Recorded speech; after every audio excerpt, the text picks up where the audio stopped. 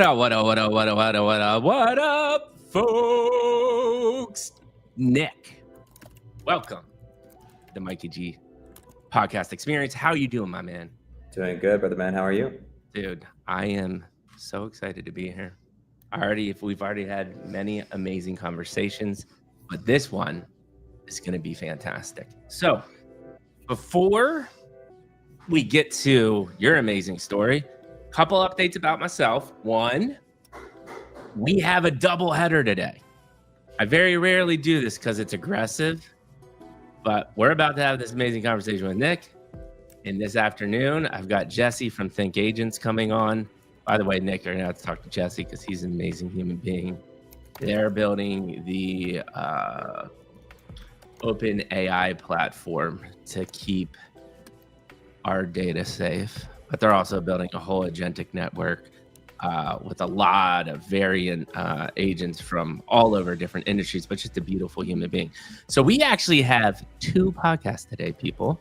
We had a podcast earlier this week, which was another beautiful conversation with Art talking about gamification, blockchain, Web3, and education, which is also near and dear to my heart. In addition, next week we have Drew, who has built an amazing metaverse and is just one of the most kind human. You know, it's one of those things when, and I felt about this, Nick, tell me if this resonates with you or not. But sometimes I meet people that are super successful and so overly nice, and I have to think to myself, like, is this real? And then when I think that thought, I feel bad because I'm like, how am I a day and age where I have to question if somebody is like overly nice? Like, isn't that a wild thing that we're in this day and age now?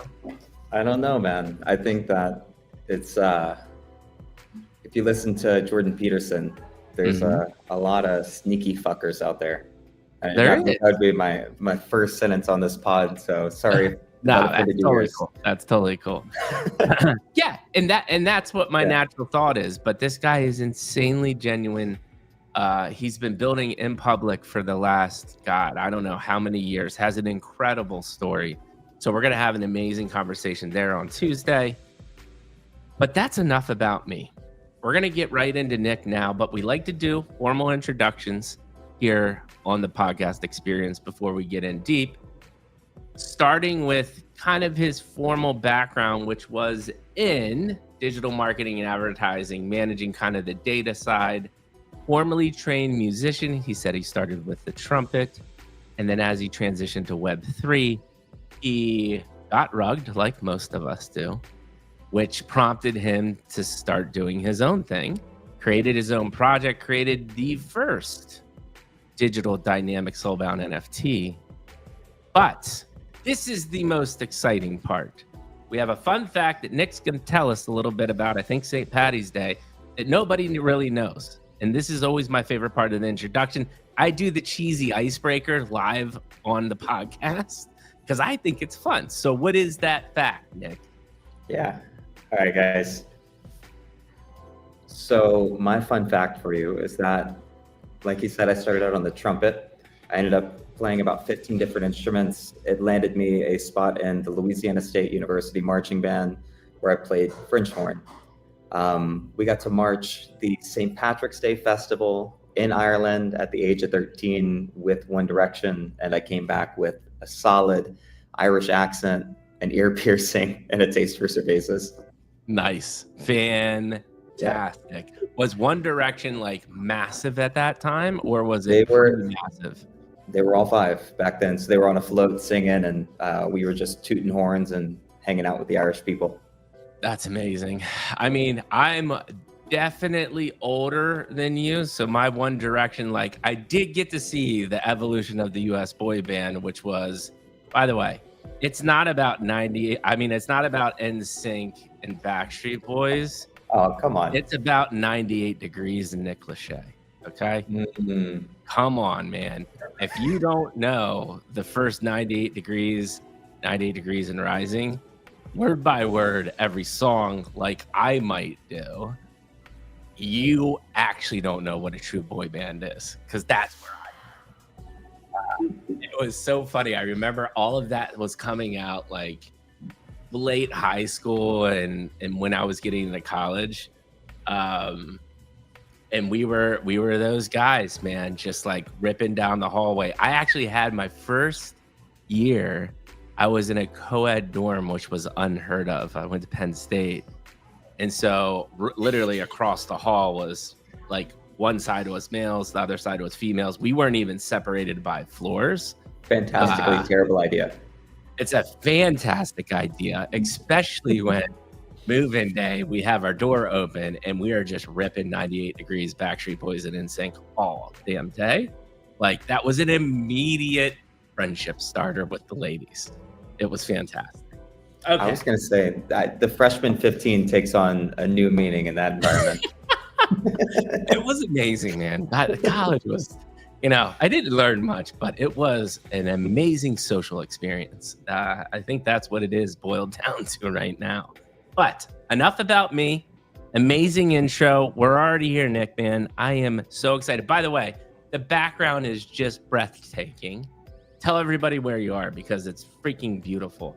On top of the fact that you're a beautiful human being too, by the way. Don't get fooled. There's lights here. I'm using my camera. It's nice.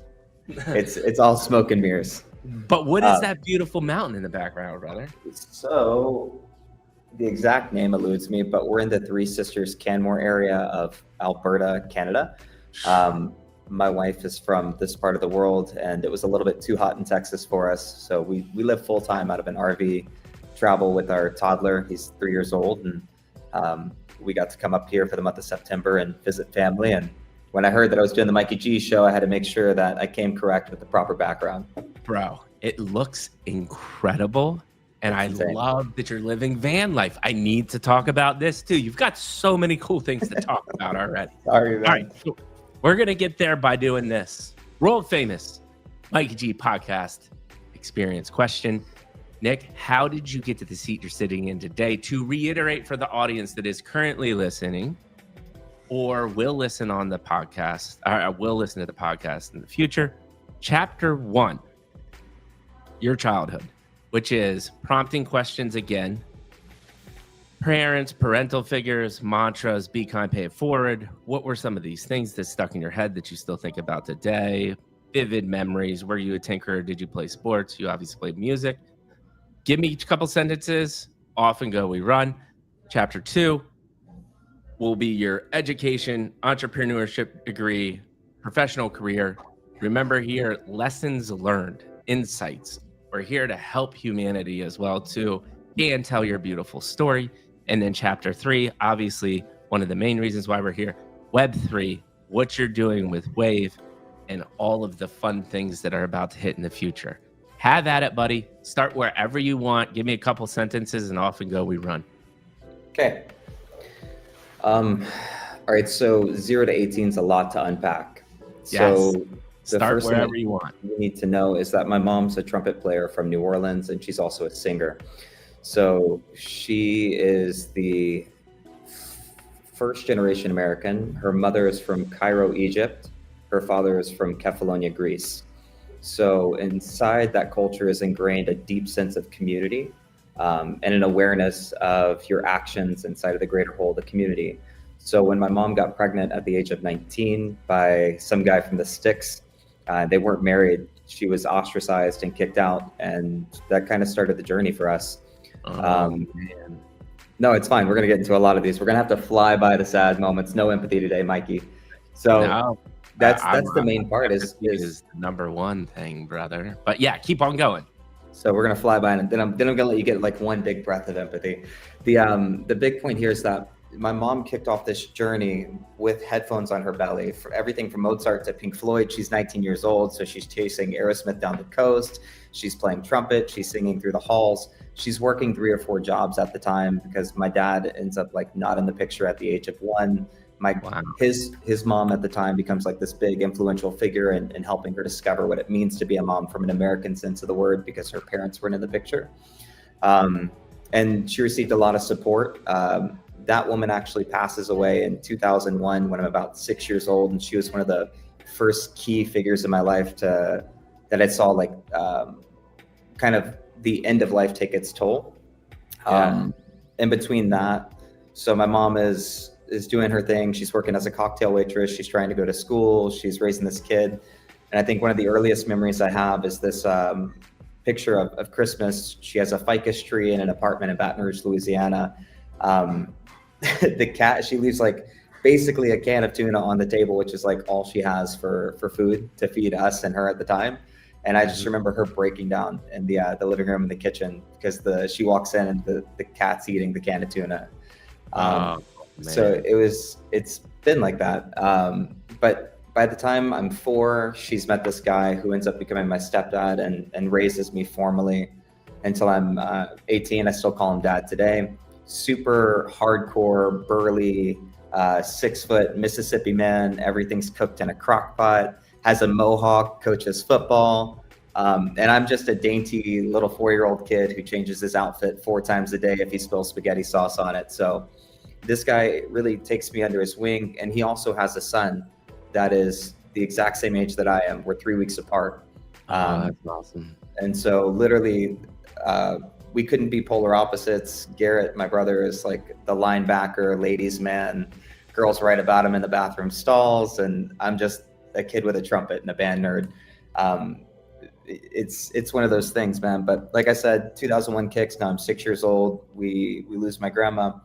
All throughout this enterprise, I guess, my biological dad is in and out of the picture for one core reason. Like 2001, around the same year that my grandmother passes, he has his first accident. He lays floors for a living. A toolbox comes up from the back, smashes him in the back of the head, and he's supposed to be a vegetable for the rest of his life. Like, wow, not walk, losing speech. So around this time, he also has remarried. He has 2 girls. While he is essentially brain dead in the hospital, his wife at the time makes him sign papers that he's not to see the kids. And so I'm 6 years old. I'm grappling with formally the loss of my grandmother, the loss of my dad, and now the loss of my sisters. And so around the same time, we move as a family from like Baton Rouge subdivision to like offshoot country. So there's a lot of change at 6, which I think provokes a lot of like external and existential thought. And around the same time, I have a deep spiritual upbringing due to like my family and my grandparents that really forced me to find faith and stability in other things that are outside of as a kid, there's so many things outside of our control, but it really forces me to look for things like hope and really reach out for God. Yeah. And I think that's like one of the most quintessential parts of the upbringing is like a good spiritual foundation, a good moral foundation to kind of help me out of those times because there's so much outside of our control. All that to say, I have a pretty good upbringing. Don't do well with things like change from middle school to the high school. Like big life moments kind of are hard for me, I think, due to that early upbringing. And by the time I'm 17, I'm just ready to rock. Like the guy that raised me. Yeah, he's like, look, man, if you, this is my house, my rules. If you don't want to live in it, then, go start your own house sort of thing. And that's what I ended up doing. At the age of 17, I took off, started college, talked my way into a dorm room and a job whenever I wasn't legally allowed to have one. And always been crafty and finding ways to make it work. I mean, I did leave out a core part of detail in there, like around 13, have a good core group of friends. They start learning the bass guitar and the guitar, and I start tagging along with them. Start playing instruments. I mean, 6th grade, I'm doing my first singing thing for Christmas. Like I'm always singing, and long and the short, like I end up in high school band, picking up the trumpet, moved to the French horn, picking up every other instrument along the way. Like I learned 15 instruments, and I have to make it into college on merit because we don't really come from we're a paycheck to paycheck family at the time. Yep. So sorry for the disconnected thoughts, but dude, I guess that was phenomenal. That was so amazing. And I have so many. Were you going to say something else? You were about to say, I guess. Yeah, I guess the ending of this is that when you said mantra, I wanted to give you the full background of 0 to 18, but this is what I think looking back now, it's hard because everything feels like you're looking through a haze the farther away you get from it. Oh, for sure. But the one thing that I remember taking away from these periods, like the one mantra at first, like I remember clinging on to certain Bible verses, like do unto others, you'd have them do unto you. And I always like longed for the day I'd be 18, be able to see my sisters again and that sort of thing. But the most impactful thing that actually happened was when the guy who raised me, his mom, when she passed away, this isn't the same person in 2001. We're older now. This is the first time that I'm seeing two people get into the end of life stage where they have wealth planned, where they've built a life for themselves, where they have land in Mississippi. They've now built like their final resting place, like a house. And when grandpa retires, they're going to have like, they're going to be happy then. Like they're going to move in together and like, they're going to like just have all this time and all this space.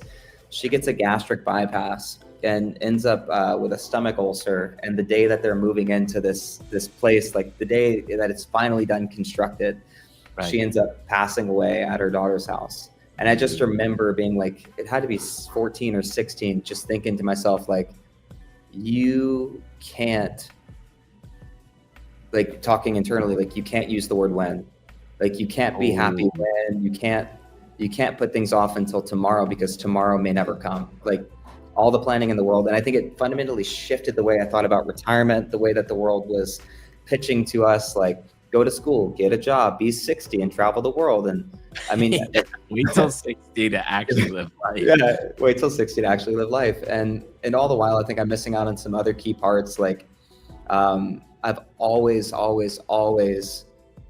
if I want something, I figure out how to get it. So like I'm sixth grade, I'm skateboarding with friends. There's a website, because the internet's new, called ehow.com. And I just remember my dad's a contractor. And I'm like, Dad, if I save up all of my Christmas and birthday money and I buy the materials, will you help me build a half pipe in the backyard? Right. And so I saved up $600. He took me to the lumber store and like we built a half pipe in the backyard. Or in another sense, like even younger than that, like while my brothers were playing football and my dad was the coach, I've watched these parents not want to leave the field at halftime, and realized that I could actually have a service running for them if they wanted to watch their kids in the band at halftime or what have you. So at the age of like 6, 7 years old, I'm like charging them a courier fee to run to the concession stand for them and like get their food. And, you know, so I'm always hustling or finding a way. And I don't think that's having a son now, like, sorry to extract from the 0 to 18. I know. Do never apologize. This is phenomenal, man. Keep going. There's certain things you can teach people and there's certain things that are ingrained. And I see this in my kid as a parent. Like I'm watching the genetics and I'm watching the nurture take place simultaneously. Brother, he's so tenacious. He's so stubborn. He's so perfectly persistent. But as a parent, these are all like the things that you like battle against. But at the same time, you're like, I know these things are going to serve you in life so well. So I can't like force them out of you or eke them out of you. Like I have to nurture them and point them in the right direction. So I'm not sure how much of this is applicable to many people listening, because I think that everyone is imbued with their own path and story, but you have to have the awareness while you're going through it. Like I think that experience at 6 pulled me out of being a kid to really view life from, call it a trauma bond with myself or whatever you look at it as, but like to be present in that moment. It almost felt like a lot of that era of my life at 6 years old was like I was watching it happen to me from the outside, almost like the player of a game, and evaluating my actions from then. And look, the guy who raised me had a problem with alcohol. He's clean and sober now, but as a kid, I just remember this feeling of, well, two parts. Like when I was very, very young, the world isn't built for children. Like if you look at a kid growing, like the table, everything, the chairs are all built for adults. And I just remember having that thought. But in addition, in that household, I felt like there was so much I didn't have control over. And a part of me wanting to leave that house so soon was to build a life where I had a system of levers and controls that I could pull. And I think that transcends into business as well. So like, Yeah. if it exists, I'm going to find it. If I want it, I'm going to do it. I'm going to figure out how to do it. We're going to find the path there. I'm going to try and keep all the systems and levers of control in our wheelhouse. So that way, like, we minimize the unexpected.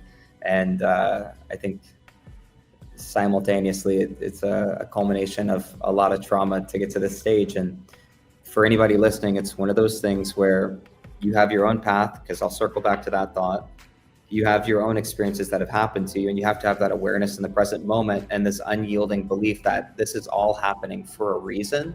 And now take a step back and question, like, what is the thing that I'm supposed to take away from this event? Because you can't change the fact that it happened, but you can change your perspective around what has happened and what you take away. And if you can take away one thing from every traumatic event in your life and one lesson learned and one thing that you won't do, I think that pushes you towards the things that you want and you want to do. And that's one of the biggest drivers from that era, is seeing the people I didn't want to become, or the habits I didn't want to pick up, or the things that I didn't want to perpetuate into my future or my children's future. And that pushes you into like making intentional decisions. Yeah, I mean, I literally just had this conversation with my buddy yesterday, because we have some, close people to us are going through hard times. And I said a similar kind of thing that you said, which is, I think life honestly boils down to a series of pressure cooker moments. And it's your question of, when you get out of the pressure cooker, you take that as a negative or a positive way to move on and be better the next time you go into the pressure cooker. I went through some really hard stuff, and I vividly remember thinking when I got through it, okay, I understand now. Everything's going to be great, but it's all going to fall apart. And then literally 2 weeks later, it's already falling apart again, right? And you just have to learn how to deal with that. So, all right, another part of this to tag, I think growing up in the era that I did, and possibly you experienced a lot of this before the internet, I found myself bored and watching nature a lot. And so a large part of me like envies poets and naturalists. And part of what you just said, the way I ascribe that in my life, is it's just a natural law of this world that we exist in and the nature of reality. What goes up must come down. And so when I met my wife, one of the things we talked about in emotional management and state management is minimizing the exposure to things that alter that up and down. Like my dad would say, you want to try and be smooth, be consistent. Like as an empath, we have these highly volatile curves. If you drink, it can exacerbate those curves. And then the band snaps back just as hard as it pulls down. 100%. So it's like, one of the things I would remind myself, literally 2019, while I'm starting this marriage, is if we're having a good day today, that probably means we're going to have a not so good day around the bend. In the project 2 weeks ago, we had 5,000 users in 48 hours, but that doesn't mean that that's like going to be our everyday. And maybe next week we have like 20 people come in. But then if you're having a slow day, just know that there is another a mountaintop. It's like a great chart. You got to have hills and valleys. Yeah, and it's really a way to look at resilience. I mean, it's such a huge thing when you're talking about entrepreneur, just progressing in life in general. Dude, that was, I'm not going to lie, that's top 1% of chapter 1 intros that has been on this show. You're making my job very easy today. And there's so many questions that I have. With this just alone, we could talk for a very long time. Yeah. Before I do that though, we're rapidly approaching 100 people watching. And I hate doing this, but I have to do this. We already got comments in here.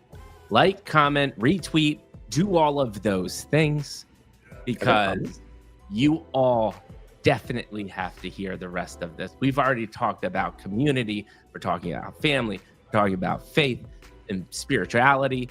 And we haven't even gotten started yet. So I don't even know where to start with asking the question. I'm actually going to start here, because I think this is, it just strikes me after you've talked about all this. You're a deeply reflective human being. Where does that come from? Not many people are as reflective as you just were. that came from somewhere.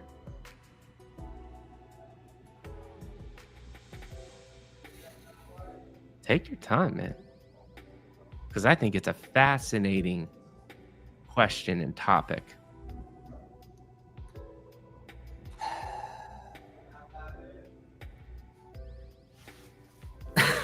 Okay. Wait. Listen, if you're uncomfortable. No, this is perfect.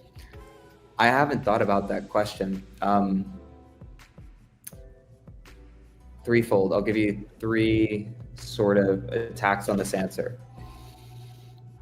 The easiest one is to say I'm a songwriter and an empath, and I have honed and trained the ability to tap into a subconscious sort of thing, and that's all flowery and wonderful, and like it passes at the surface level, but it's not wholly true. Yeah.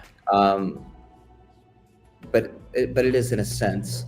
The answer that will probably lose me friends, which is the one that I'm scared to give, would be that I think that 6-year-old Nick lying in a twin-size bed, staring at the ceiling and crying himself to sleep, would probably have uttered things to himself along the lines of, and one day, like, I'm going to be telling myself these stories, and hopefully it has impact with people in the future.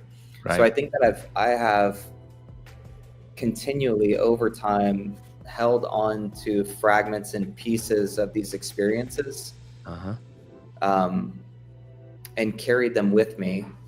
So that way, that part of the takeaway from those experiences, the making it all worth it, would be one day in the future, maybe it can help somebody else. And I know that's an answer that people give, and that's not like the actual attack that I'm trying to take with this. I'm saying that, like, whenever I was 6 years old and lying in that bed, or like these things would happen, and you say dumb shit like, why me? Why is this happening? Yeah. One of the things that you can take away is, well, one day I'm going to be able to talk about this. One day I'm going to make it through this. And so I guess that forces a person to like hang on to core bits of trauma and memories and beliefs. And whether that be through songs or a podcast, like, it's just with the hope that it makes meaning out of something terrible and turns a negative into a positive. Yeah. And it's not like a conscious intention. I think that's something I realized when you asked me the question. I'm like, oh, I think subconsciously I've been holding on to these things for like the right moment to share, or the right platform to share this story. Yep. Dude, that is you're giving me chills, man. And that's a beautiful thing. The thing that I heard you say as well too, and I actually have found this through the more reflective, again, one of the many reasons I love what I do is I meet people all over the world with amazing stories like yourself. And the most reflective people that I've met, like yourself, understand that reflection is a way to help do good to the world. Because sharing stories like we're doing today, I mean, we're already literally doing it, right? Like just that response, somebody's going to listen to that and be like, oh my God, this is why I've been doing X, Y, and Z. And I think for people like us, we understand the power of that. And honestly, with all the tech and stuff that's happening, this is my thesis, which is what we're doing now is one of the few things we'll have left. We're going to have music, and we're going to have self-expression through human stories. Everything else can be automated, man. And people do not realize this. I am going to tag this with I want to say this is why we're building Wave, in a way. As a jumping off point, we can look, it can just be a touch and a pass, and we'll come back to it. But tell me more. Oration and human stories are the long-standing traditions by which we pass down knowledge.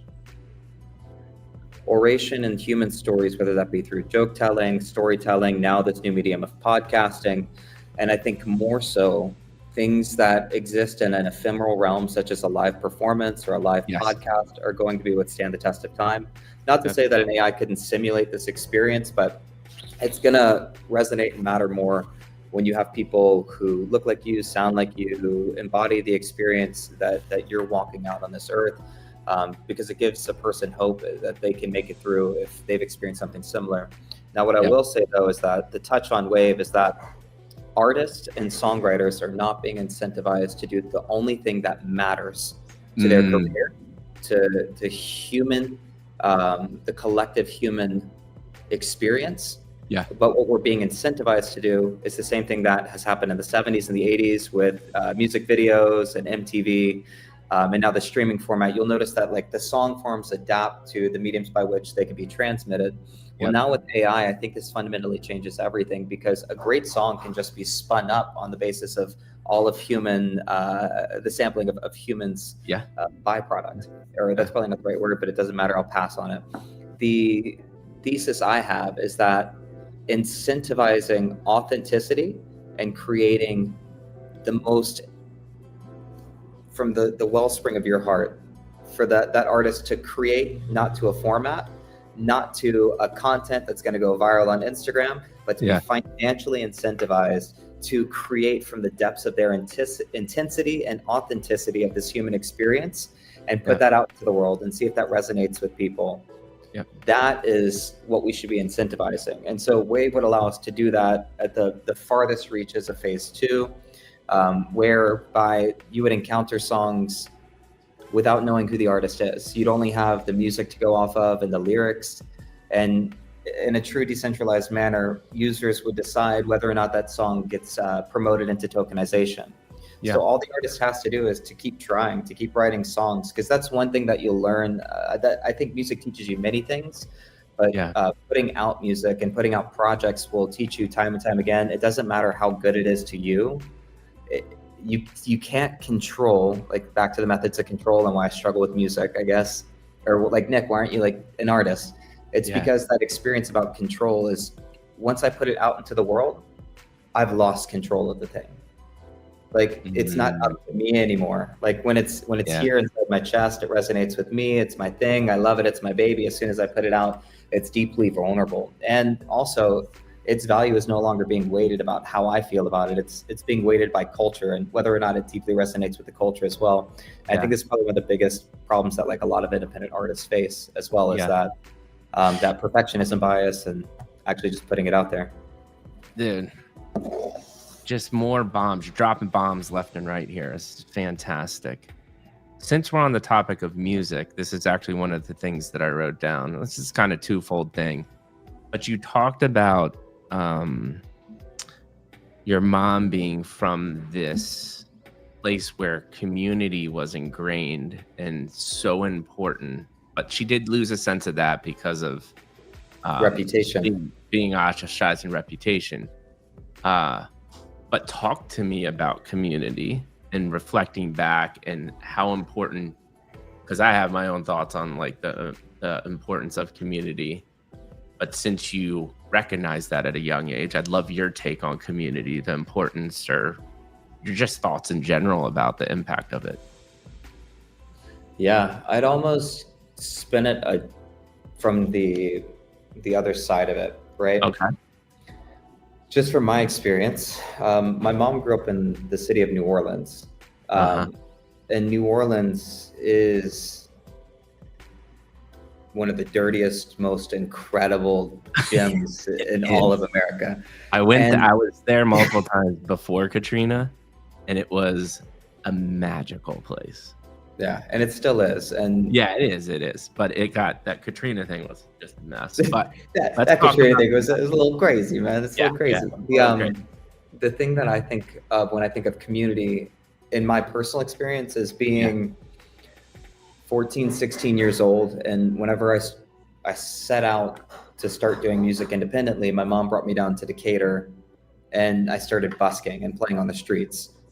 Nice. And so there's a moment of like just a kid carrying around a guitar case and a symbolic reference of community inside of like a culture of music. I could be walking down Frenchman Street with my guitar on my back, and Quentin Marsalis or Charmaine Neville would pull you up on the stage because to them, music is a language and a conversation. And even if you don't have the chops or all the vocabulary, let me help you learn something, young one. You know what I mean? Like, let me show you something, let me demonstrate, let me put you in a position that's going to stretch you and grow you. And you may be uncomfortable, but we're going to help bring you up. And then as I went to other places in the world, like Calgary, Alberta, or San Diego, and it's not the same, where I could have a guitar on my case, but now people are in a feast or famine mindset with their gigs. A musician, you'll have literally like one of the greatest jazz musicians in the world pull you up on stage and share their stage with you. Whereas like in other parts of the world, you'll have no offense, I love everyone out there, but like just some indie singer-songwriter, and their mentality is more like, this is my show, this is my gig. It's very scarce. Whereas like if you come to one of my shows and you have a guitar, like, bro, get up on stage, do my job for me, come play some music. You know, like Here's it's a totally different mentality. Here's a thought. Do you think community helps destroy the ego? Because that's kind of what I just heard. You know, there's a sense it could build it too. You know, yeah, it could build it, but I'm trying to get at what is the heart of why it is that way, because I felt that there too. And I felt that in different places where there's just a sense of belonging because people care. Is that just because of the connectedness and closeness of the human interaction? Is it because the way because think about Louisiana too, which is always a mind-blowing thing for me too, is there are a lot of people that are pretty poor, right? And not in the greatest conditions, but they have this amazing sense of music, culture, and community. And no industry, by the way. I will say that I've experienced.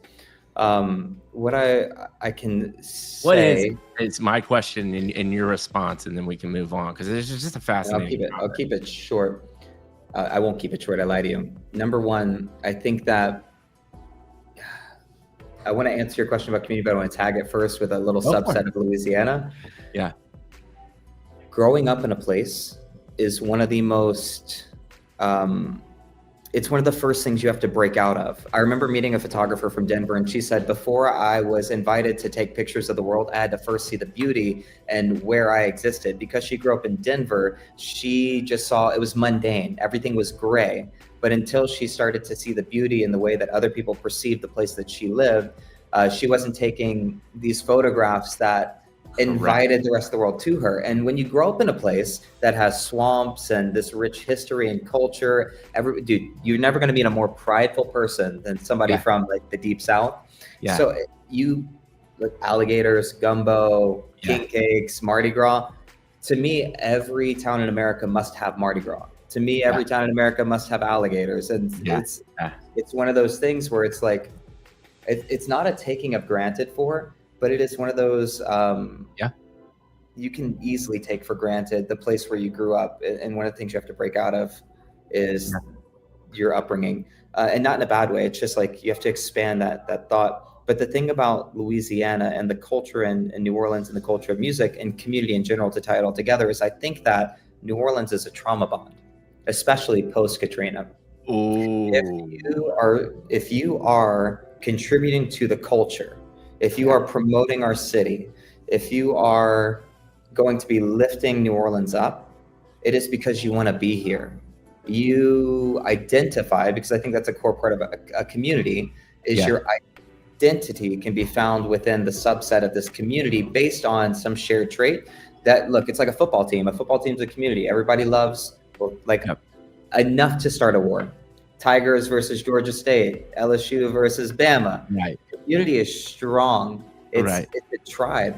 But the reason this is because the identity can be found in a subset of, if it were data on the edges, these are the things that unify us enough to ignore all the differences, the right and the left, the skin color, and come together.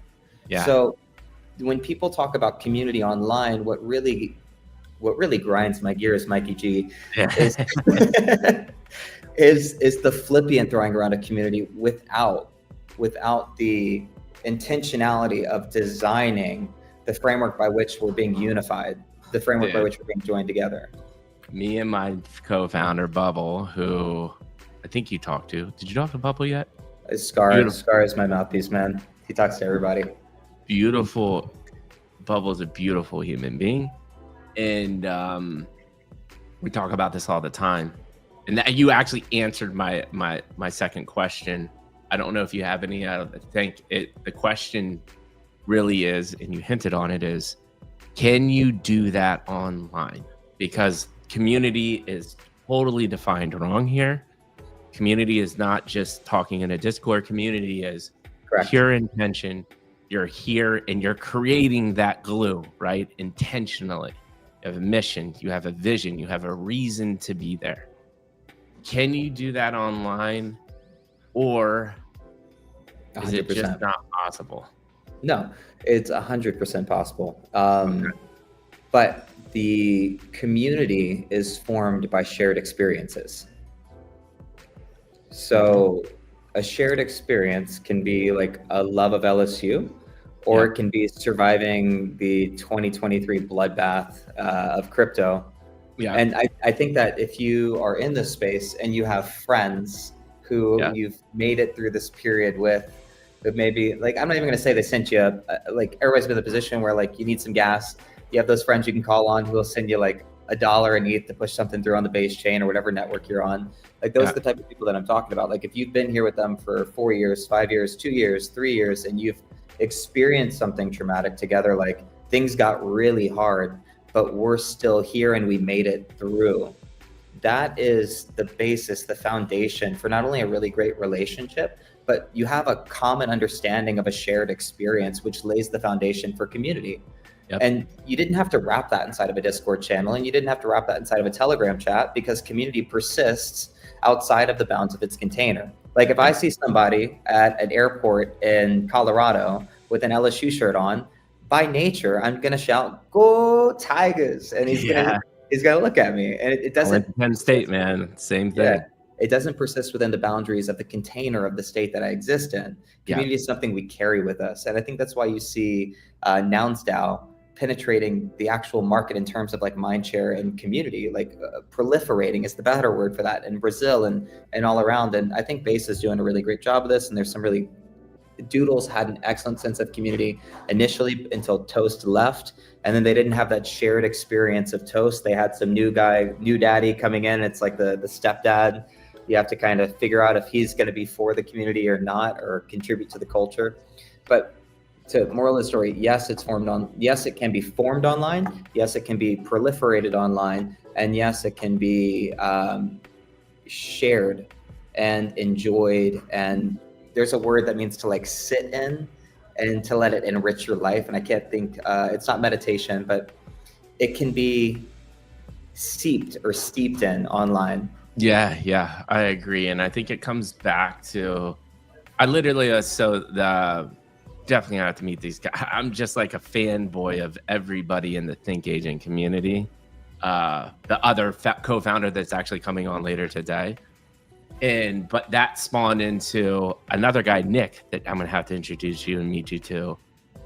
Prolific vibe coder AI guy that has his own like kind of tribe. And we were literally talking about, like, dude, I'm in my mid 40s. Like, a lot of times I'm the awkward guy, because it's like, dude, you're a little old to be like kind of grinding with 20-year-olds in a Discord. But that starts to melt away when you start talking about, and we had this conversation yesterday, there's only like, I don't know, 100 people in this community. And we're, one of the main reasons we're there is I read just randomly, it was one of the last things I said, and I don't know why it was the first thing I said. I was like, guys, do you just get this like complete and utter confusion as to how my close family and friends and everyone I talk to do not realize how just royally effed people are in 2 years because of AI, because they're just putting their head in the sand? And they're like, yes, I just don't understand why people are not embracing this technology and understand the fundamental change that's happening at neck-breaking pace. breaking pace. Yes, I think that's what breakneck speed. Yeah. Breakneck speed is what I was trying to say. Which, by the way, 1920. Fundamental principles were there. Yep. And the beautiful thing is, I think, is when you can create a community around a principle that enforces change and then creates collective success for that community. That's now a mind-blowing situation that you can be in. And to your point, one of the advantages of a digital community is you now can do that with people around the world. You're not just stuck to a physical environment. And by the way, if you want to go to a physical environment, you then can do that as well. So I think it's a beautiful thing if you treat it right. Well, and the digital aspect expands the reach, right? Just like the value of a Pokemon card, you're going to find more collectors globally than you will at that one card shop in South Carolina. And which means you can actually ask for your price for it. The other thing too, the shared success aspect, it doesn't have to be trauma. Success can be traumatic, like something that places a mark on your soul. My first advisor from a real DeFi ecosystem was from the Olympus DAO community. And I had reached out to them and had conversations with Zeus and Apollo. And Apollo became an initial investor in my first project, Mini Metamon. And he schooled me one. He's such a bright, business-minded guy, and I was so idealistic and young. A story for another day, but basically I learned in business it's a road trip. And if the car runs out of gas, it doesn't matter how idealistic or how bright your vision is, like you're going to have to push. Meaning like if the car stops running, if it breaks down, then the project can't continue. You'll never reach your destination. You have to stop and periodically refuel along the way. But with one of the insights I gleaned into the early stages of Olympus DAO was that their token price was never supposed to reach $10,000 per token. And one of the things that happened with that core initial community that purchased at like $3, $6, is that they ended up making like this first 1,000 people like hyper wealthy. And so this shared experience is still like through it all why Olympus DAO can continue to operate. They have not just users, not just community members, not just fans, but advocates who went out into the world and sung the praises of Olympus DAO to the point that it was forked left, right, and center. It proliferated our entire ecosystem, introduced game theory and 3.3, and changed the way that everybody thought about how we're building projects in this space. Yeah. And so my question here is, this is a follow-up. There's this book that you have to read. It's called The Last Economy. This guy Iman wrote it.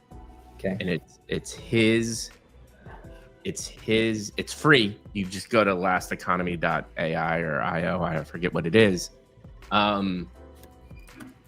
And it's basically what he thinks the future, well, one, the death of capitalism is happening or has already happened. Then how, thank God, and then AI and how it's going to impact the world, and kind of like three outcomes, two not being great, one being a good one, which is exactly what you said. And I want your take on this, which is one of the things, and one of the few ways I think we get through this on a good note is exactly what we're talking about, which is, and what you said with Olympus DAO is, we create a tribe in a pocket of success. And then we, in essence, decentralize success via AI, because you can build economies of a nation with 100 people, right? And so the thought process is, if you duplicate that enough in a decentralized way, the big bad beings cannot take that network down. What is your thought on that process or that idea? And is it happening right now?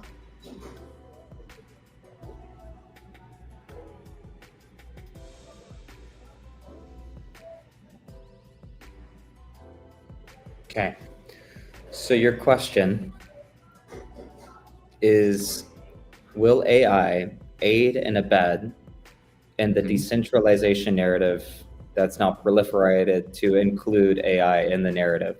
Meaning that in 2017, a decentralized network or nation state or DAO would allow for the big baddies such as like BlackRock, Citadel, Amazon, Google to come in and XYZ affect us little guys.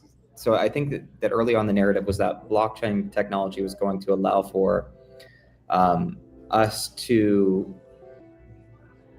essentially be able to operate in a real sense of freedom, not just a capitalistic sense of freedom, but be free from tyrannical governments, be free from control. My only problem with this narrative is that we've seen BlackRock and these companies come in and buy up and influence price and shake the tree and really shake key players out. And we've seen, excuse my language, but so much fuckery that a lot of the vibes that were here in 2017, which were the reason that I entered the space in 2019, 2020. By the time 2021 rolls around and we have our first bubble and then the bubble pops, the people that were here and building the dark forest aren't necessarily the same people that are here farming airdrops or blur points or contributing to the culture anymore. And that's one of my biggest pain points with the industry is that now I'm an old curmudgeon, and the Web3 is like dog years. In 5 years, you're an old curmudgeon. I'm an old curmudgeon now, and I'm going, man, the community is not what it used to be. But to answer your question, I'm not sure, because through this past year and a half, I've spent so much time traveling North America by way of our RV or our van, whatever you want to call it, and speaking with actual humans. So I spent about 3 years in the space only talking with people in this space. And then I spent time with real humans who are out in the Pacific Northwest hunting Bigfoot, not connected, like barely understand the US dollar, let alone CBDCs or and it has me in a twofold situation where, like, idealistically, I want to believe that this thing exists. Idealistically, I want to believe that this future exists, but not everyone's a part of it. I'm going to keep turning my back to the sun. But at the same time, I also want to realize that the blockchain, the internet, is just a server that with one push of a button, we could nuke. And then it all comes crashing down. One EMP, it's still physical infrastructure somewhere, even if it's hosted on our local machines. And in a perfect world, it would all persist and continue and decentralize. And in this digital domain, yes, hopefully that infrastructure allows for this idealistic vision of the future, this utopian future that we have. But from a pragmatic and realist point of view, the physical complexity of the infrastructure makes that challenging, because we're all still tapped into AWS servers, or not really. Like with NFTs, the guy can change the metadata on you. Like your ape could be a picture of a banana tomorrow. And that's why open source is so huge. This is why I want to talk to you about like totally this agree. Is why you got to meet the Think Agents guys and these other people I'm talking about. So here, let me ask this in a different way. Your thoughts? How do you? Because we have two options here, and it's happening right now. It actually already started happening way yesterday. People are not talking about this as much.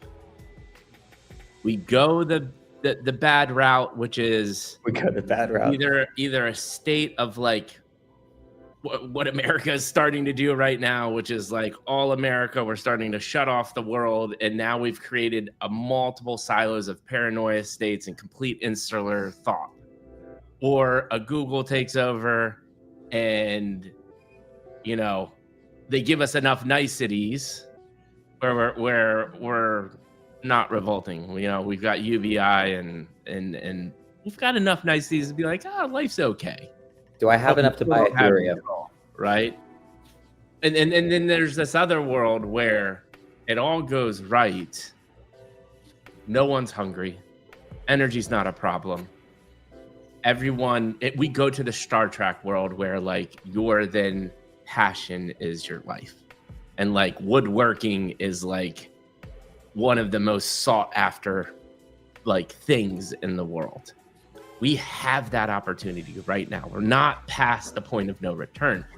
So my question to you is, how do you think we go the abundance route? Or do you have an opinion on that? I don't think you're going to like it, my opinion. Oh, I know most people's opinion. I actually know the data. Yeah. The data is not pointing in the right direction. Good. And I say good for a reason. There's something I repeat to Greg almost daily. And I don't think it should be taken lightly, but like, this is war is a phrase that I repeat to him almost daily. Yeah. When you're in the trenches and you're starting a company and there's no big daddy in the sky coming to save you, it is our actions that are going to yield this future for artists that we have. So we have a grand vision that we're working towards, but it's our actions in the present that are going to dictate whether or not we make the correct choices in the proper order to bring about the reality that we want. So the way I view the future is as if from my fixed point of reality, the palm of my hand, there are multiple branches that we can go on. Yes. Right? 100%. Now I've picked this branch I'd like to go on. The choices I make can lead me down any of these other branches, but I need to make sure that every choice I ascribe leads me to the reality that I desire. So that way I can get where God had me to go there. It was just, I had to. That was a good one. My answer to this question is that complacency breeds contempt. So if people are uncomfortable, good. Because without people being uncomfortable, no one's going to have the wherewithal to stand up and create the product that makes an actionable difference and change and leads us to that blue sky reality. But you have to have great thinkers, hence an Elon Musk or other people in the space of Vitalik Buterin or so forth, who can see that vision and make the executable chain of commands programmatically to bring about and birth this new reality. And the truth is that any reality is feasible. Any reality is within our grasp, but we have to be apt at realizing. So the second thing I tell Greg is that this is a headlight methodology. We know where we want to go, but every day we have to evaluate 6 feet in front of us of what choices are available, and then pair that against the blue sky vision and make the choices that make the most sense in what we have today. And then this is the last belief I'll give you, is that pair all that and wrap it all up in, you have every tool and everything you need right now in this moment to lead you to the next step that is going to lead you to the next step, to the next step, to the next step, to bring about that reality. So if you're sitting at home alone in a basement right now, but you have this internet connection, you already have enough to execute your chain, your prompting, your commands, your program to get to this branch of reality that you want to exist. So my answer is collectively as a race, because I'm talking about the individualistic, opportunistic ability to bring about change in a person's life or start a company or have a baby or get married. Now, when we talk about the greater whole of civilization, this is something that fundamentally has to happen in a concordance or an agreement or a confluence of the collective consciousness of humanity. And it's almost like a prediction market happening in real time where the decisions are being executed in real time. So I think that the Bible says lukewarm is no good. You can read any other philosopher, and I think we're a nation right now that is in between, I want this and I want that, and the pendulum swings and swings and swings. And so we're seeing sparks flying in every direction. Oh, yeah. And I think there's a bunch of smoke signals, and it's really easy to get distracted by the smoke, but never really find the source of the fire. Yeah. No, I love it, man. That's such a great insight. Dude, we've been talking for an hour and we have not got past chapter 1, but we've gone many different directions. But I have to ask this one last question. Go for it. And then we'll start. Do you have a hard stop? No, you're good. I have this stream till 10. All right, awesome. Yeah, I have about 45 minutes left. I'm not giving you sound bites, am I? I could go down to 2 sentences if you want. Dude, this is wait till we cut this bad boy together. By the way, I've got some people that are working on a fantastic AI video editor Because there's a great company out there called Opus Clips, but it's like crap, and we could be doing it so much better. I love this. And we're building this already. And the thought process is, dude, ready for this, because this technology exists. Can I just say, complacency breeds contempt, and you have a need, so it's inspired you to create a product that affects a change. 100%. And this is all these communities are about. This is my thesis of how we change the world, right? Is you get enough people together, show people how to do it, and then just go find the next pocket. And you can't, if that proliferates enough. One of the points that Iman makes in this last economy is, when people think about the Renaissance, they think about all of Europe, but that's incorrect. It was a very, very small amount of people in Europe, a very small group that birthed the Renaissance that got us out of, the medieval, like, dark times. Mm-hmm. And that is happening right now. We can do that. Agreed. And my favorite part of this is that it started in coffee shops. It started with conversation and dialogue of a world that could be. This is why I know, and this is the reason why I'm on this earth, is to help people understand this through my superpower, which is what we're doing right now. Yeah. And I think what I was getting at is, please keep on doing what you're doing, because this AI tool and the stuff that we're working on is, imagine this podcast. Think about how many story arcs are in here. Yep. But what's a very time-consuming part is pulling out the relevant parts to make that story arc. But guess what can do that very efficiently? AI. It can find those moments. It can automatically put it on a timeline and beautifully tell the story arc and save me, because this has always been my pain point, which is I'm in the opposite side of what most content creators are. Dude, I have thousands of hours of content. Thousands. Correct. Yep. And I just cannot edit enough, nor I could pay an army to edit this stuff 24/7 for a long period of time. And AI is about to solve that problem for me, which is amazing. That's the last best. question, and we'll move on. But I have to ask this question. Your mom seems like a beautiful human being. And she seems like she has gone through some things, and it seems like you're reflective enough to say, I'm sure no one's perfect, right? But she also gave you some pretty awesome things. Tell me one or two things that stick with you, that are like ingrained in you, that she taught you, that you carry on to. Yeah. Today. What are those? This is super easy. I like to think of them as gifts. Yes. One of them is music, and one of them is song. And the reason being is because of the way that my mom is, or was at that period of my life.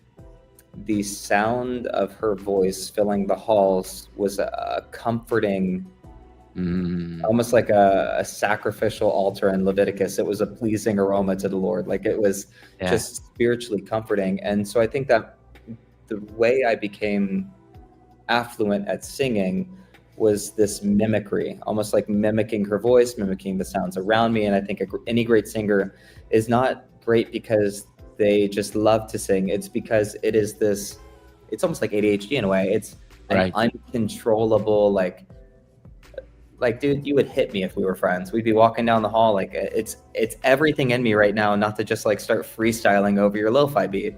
Right. Like, it's just so deeply ingrained and comforting. So I was given this gift of a comforter nearly at birth. So I've been walking through my life with something that, no matter how much that pressure cooker builds, I have a pressure release valve, and I know how to let off that steam.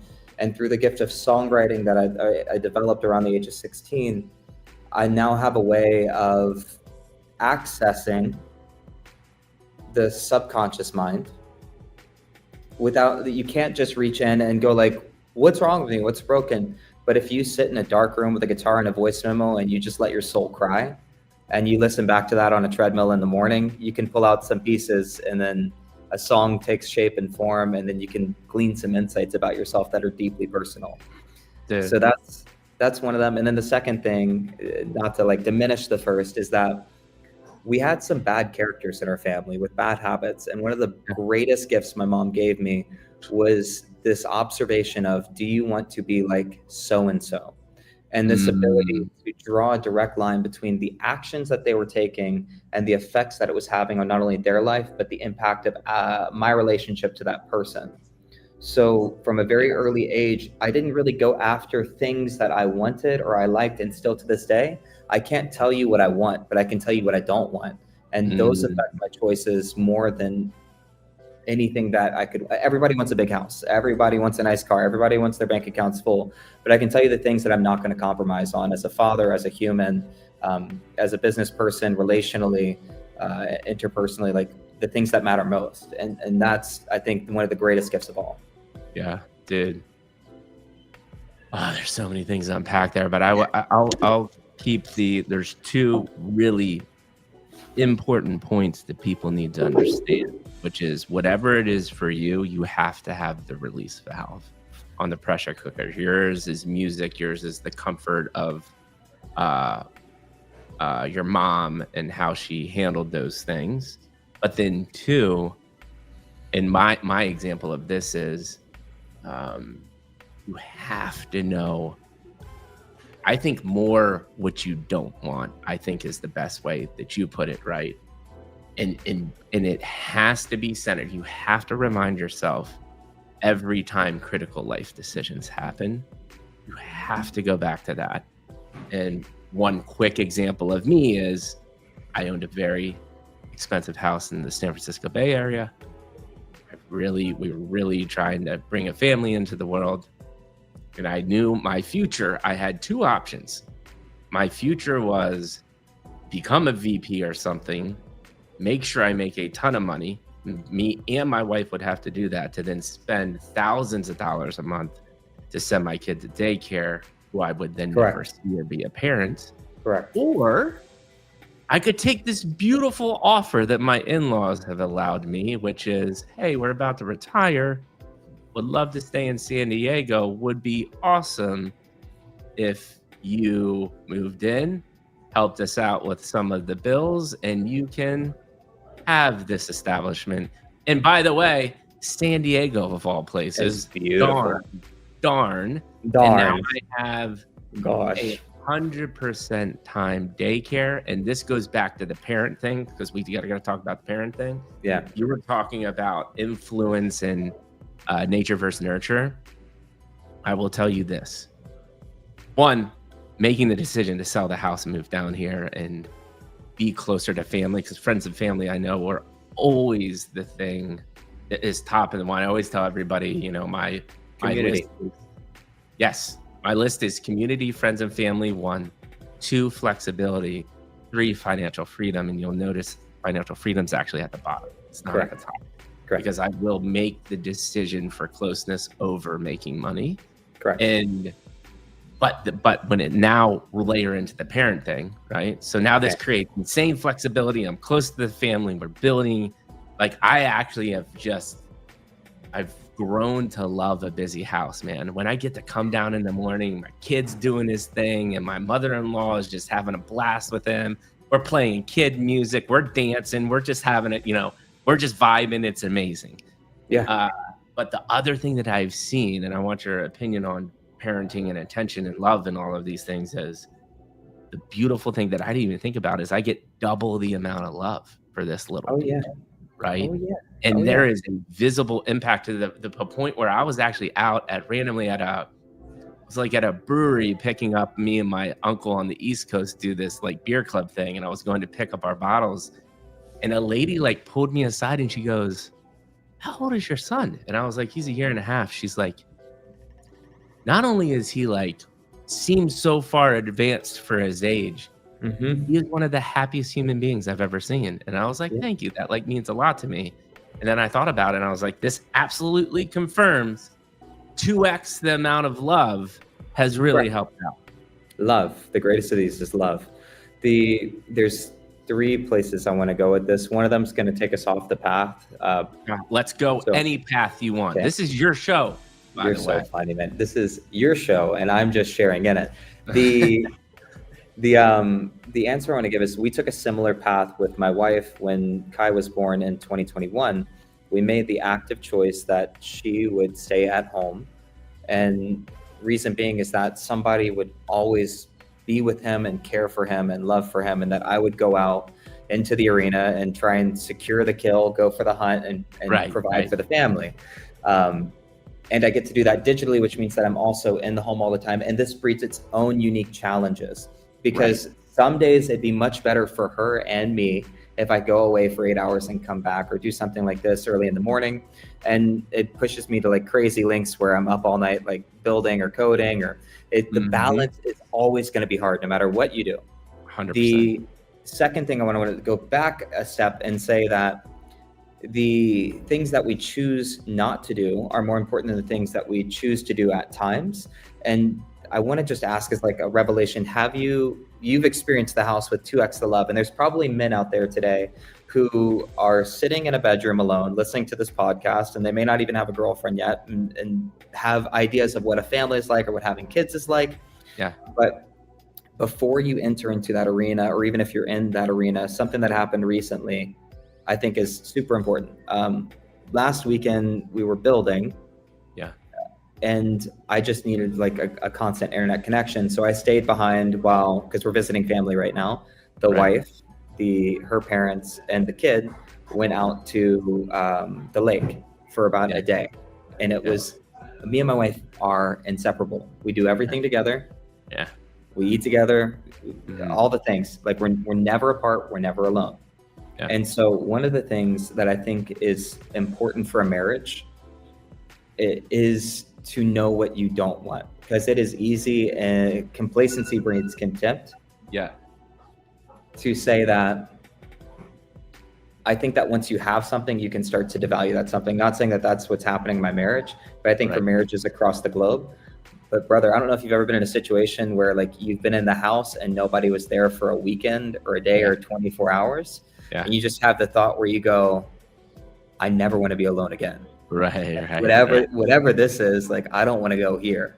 Yeah. And then I think that like, if anybody struggles in their marriages, like this one simple act, like we either confirm whether you want to be in that marriage or don't want to be in that marriage, or what have you. Because for me, when they came back, I'm just like, never leave. I'm like a Labrador retriever. I'm like, never leave again, you know? And it makes you see your partner through that different lens of a helper and not your enemy. Because so easily you can get used to subtle expectations that you have for your partner, for your kid, and life gets hard and things move fast, and you may not always have the conversations you need. But really, sometimes that time away, whether it be a business trip or like, it's honestly like therapeutic to get like 24 hours alone in a room, and you go like, oh, I gotta fix some things. I gotta let you guys know I love you a lot more. Yeah. I have multiple opinions about this, but I'm continue to read this book till the day I die, which is The Power of Now. I don't know if you've read it yet, by Eckhart Tolle. Yeah. If you have not read that book, you need to read it immediately. And it really is one of the main points. And there's parts of the book that are like, okay, this is a little much, but a majority of the book is incredible. And one of this concepts is just the detachment of ego, right? Like really genuinely being present. And before I would have that thought of like, I love this busy house, and when I'm alone, oh, this is like negatively impacting me. But when you start getting in more of this presence moment and knowing that, because this is a true statement, I have this sentence, nothing else in life is guaranteed, right? And when you can get to that mindset more often than not, I've actually found myself, I don't like it a majority of the time, but if I'm totally present when I'm alone, I actually think to myself, like, this is good too, right? actually, this is a little self-healing for me too, Exactly. because I'm able to be still and totally present alone. Mm-hmm. While I miss and I love the other things, I think it's actually important for both. And it Yeah. helps me spark those thoughts.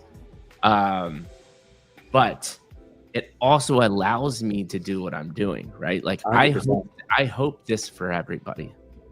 I hope that they can get to a state, which I did. And by the way, it's not easy and it's not perfect all the time for me. I'm not telling you I am the perfect human and I've got it all figured out. But more often than not, when I am in a state of, oh, this is kind of a little bit annoying, or this isn't what I would do or how I would do it, if you can come back, suppress that in a way to say, it is okay. It is okay for other people to be the way they are. It is okay for other people to make the decisions they are. They're doing it for other reasons. And then actually appreciate why they're doing that for many reasons and understand that. Dude, that is such a freeing feeling. Mm-hmm. And then everything starts turning into, I am gratitude, grace, all of these different things, these emotions start coming up. And it's just a game changer and a way to live a life, man. Does all of that make sense to you? Oh, 100%. Gratitude changes everything. And I think that where I was going as well with that point, so that whole time I was alone, like I'm being mad productive, because otherwise if I'm not, then it doesn't imbue any meaning in the experience, right? So I left alone so that I could code and get something up for the community, blah, blah, blah, blah, blah. So I spend the whole time working, and you can work and be present. What I'm saying is that it left me with a feeling of, this is a reality that could exist in a man's life, in my life personally. Like if I don't make the right choices to make sure people feel valued, if I'm not contributing as a husband, as a father, you found it. Look at that. Figured it out. Podcast. Let me do this now. Boom. Beautiful. There you go. Cool. As a husband, as a father, if I don't make the right choices with intentionality, like this is a very sad reality that exists for Nick Rains in some parallel world, where there's a wife and a kid, but you're removed from them, which I feel is almost like removal from God, from like my connection to God. Like, correct. There's so much of it. That's sort of what it felt like to me in that moment. And it, like when they came back, it reset, not my nervous system, but like my decision-making software. It's like, I've been doing a lot of coding lately, and it's almost as if like I needed to write a line of code that just like cleared the memory and let me like not be bogged down to like see all the choices, all of the interactions from like a fresh perspective, to really hear what my wife is saying, and not just like hearing her, you know what I mean? Like, when you get to a place with people that you love, or anything, business, job, work, where you've got it down, you wake up in the morning, you know their favorite drink, you know exactly what actions to do to make the wheels of that family, that job, whatever turn. You can reach a point of complacency inside of family, work, trading, whatever. And I think that realizing the polar opposite of what you have can oftentimes be massive. Like imagine, I'm not saying anybody to like who has a trading account, but like go open a fresh trading account and for a day trade from $0 and see how that feels like, and then go back to your main account and see how that changes your decision making. Like, because we oftentimes forget where we started from. And as like an artist and as a songwriter, I write songs like from perspectives of former realities of Nick. Like a song to 18-year-old Nick, who was like hoping for a wife, praying for this person. And then there's so many avenues to go down here. But the interesting part, when you were speaking about 4 points earlier, I had a realization on the fly about when we're talking about like the greatest gift my mom gave me was like realizing what I don't want. When we realize the things that we don't want, you notice we were talking about the branches of reality, right? How effective would it be if I could like eliminate all those other branches and just have 5 to look at? Yes. So if every branch of reality is open to you, the choice fatigue is so great, the decision making so hard. But if you know what you don't want, you can eliminate some of those branches and make those choices easier. And then you only have that one choice left to make. And I think what I'm currently going through, and I don't like saying this, and I don't want to say this, but my biggest fear is actually being like wealthy and financially free and successful. Because right now in my current framework of reality, I have limited choices that I can make, which confines like reality and the decisions I make. But like there's a reality that exists where anything is tangible, any decision, like to where it's almost like overwhelming. And I think that saying that is allowing me to like verbally process it, reconcile with it, and get over that hump. Because it doesn't feel true and it doesn't land with me, especially as I'm like on the precipice of starting a project and we're doing a virtual launch on the 30th.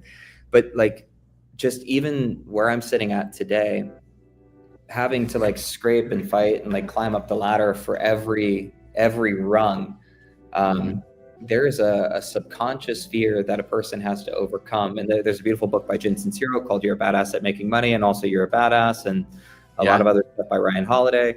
But one of the initial core beliefs I had to get over was that if I made money, my family wouldn't look at me or treat me the same way. Interesting. And then now what I'm currently having to go through is that if I am successful and I have money, which opens up possibilities and doors, right? Like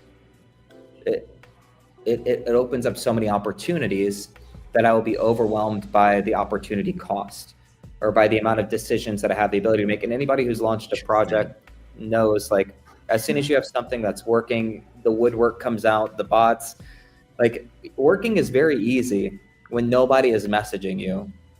But then like you release a feature and then it's like ding, ding, ding.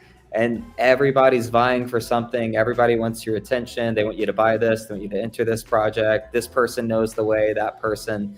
And so there's a part of me that like doesn't want it to be true and is like rebuking it in this moment with you on this podcast. But just to be like completely vulnerable, that's, I think at this stage of business, what I'm going through. Like what does the world look like on the other side of $1 million? Because right now, like we're bootstrapping everything, and the decisions we make are tied to the branches of reality that we have available to us, which are just like the things that we can manufacture, process, and can control. Yeah, no, that's a beautiful insight. One of the things I heard you said, which, and I think this is well over 100 people watching, please retweet, like, comment, do all of the things. I've seen retweets. I appreciate you all. I haven't actually checked Abstract. I probably should do that. But the question is, and I think this is a good segue into like, we're just going to call this chapter 2, chapter 3 combo, which is, we're now getting more into that, like the business career. You talk about this idea of it's easy to start because you're alone and you can concentrate. When you start seeing the success and the bots and the pings and all of these things, what do you think about on getting through that? What are some of the concepts or habits that you use to concentrate? Because it is one of the biggest problems we have. There's shit pinging you 24/7. Well, this ties into distraction culture, but to be quite practical, intentionality.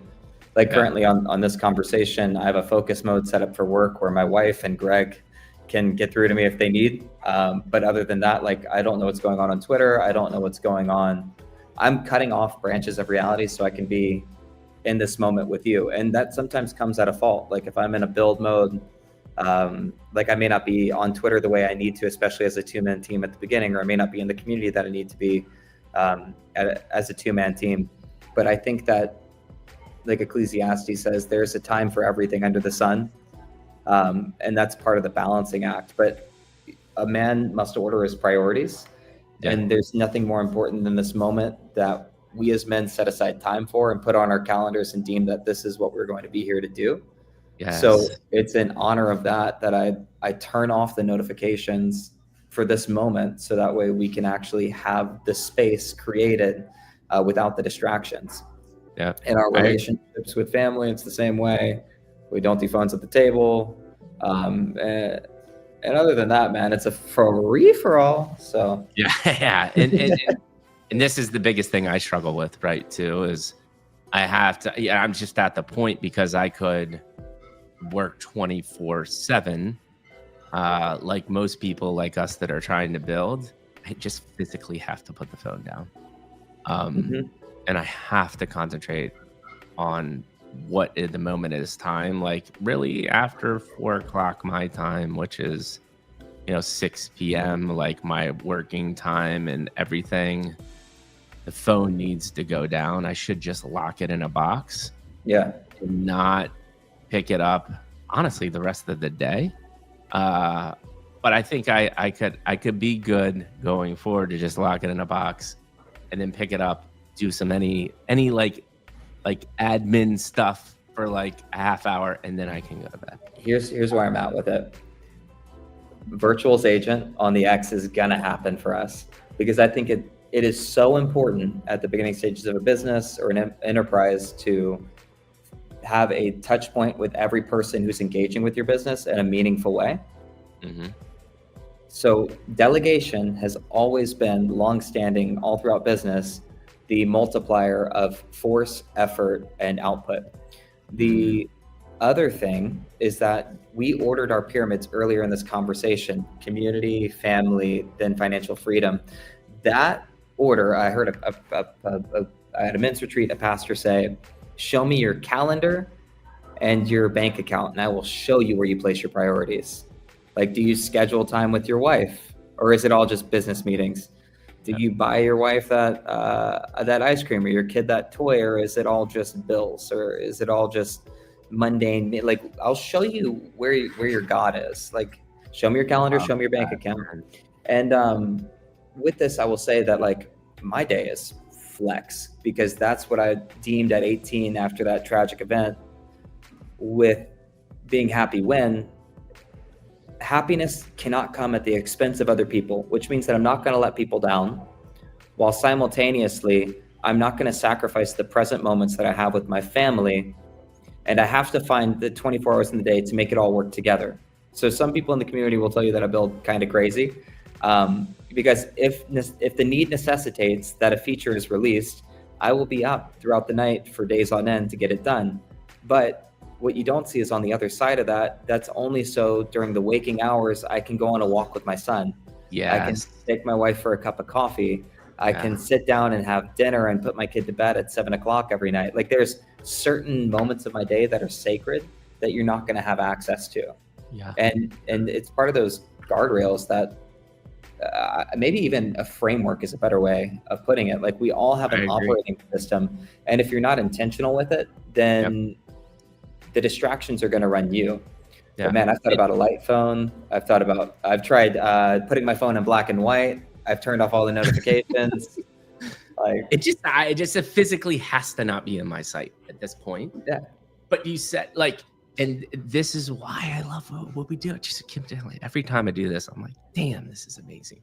So because if you go on like the internet and online now, like it's all of these, especially on like LinkedIn and stuff. It's like, here are your 5 ways to be hyper productive and present. And there are always these like trying to give you these very tangible tips.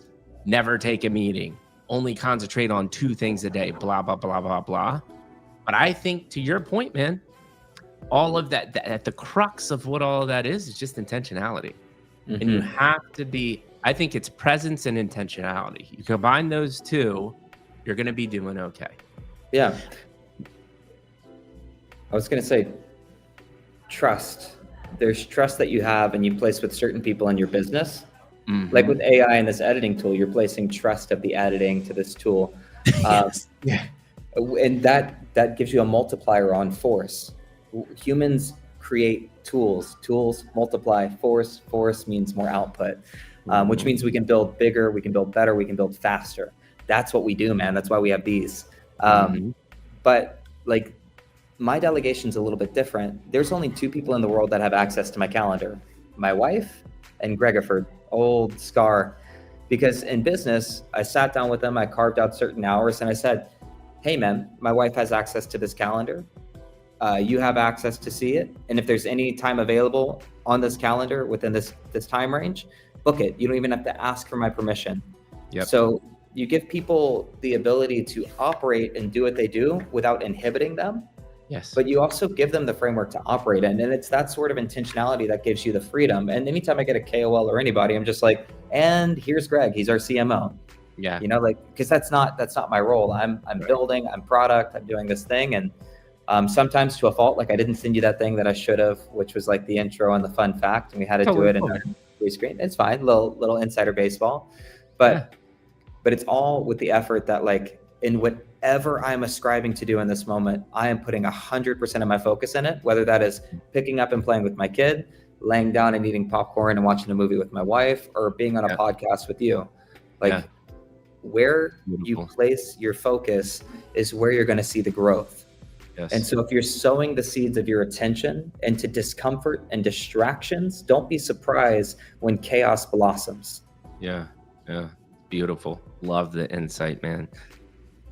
Let's do this. I mean, we've talked about so many beautiful principles, beautiful principles.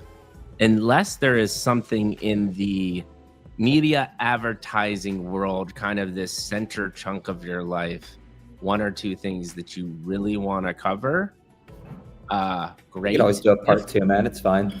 We're going to have to, this is going to be the beginning of many things. I cannot wait to, I'm ready to create a content series about community and music and the power of everything that we've talked about. By the way, this is a random tangent. I tell every founder, and we build this relationship, right? We're building a friendship right now. It's a beautiful thing. I've learned so much about you. You're a beautiful soul human being. And I always say, listen, if you're open, we could totally make some content series, because now that we built this rapport, right? We can hop on the video now and cool with even your company. I've done this with Greg too.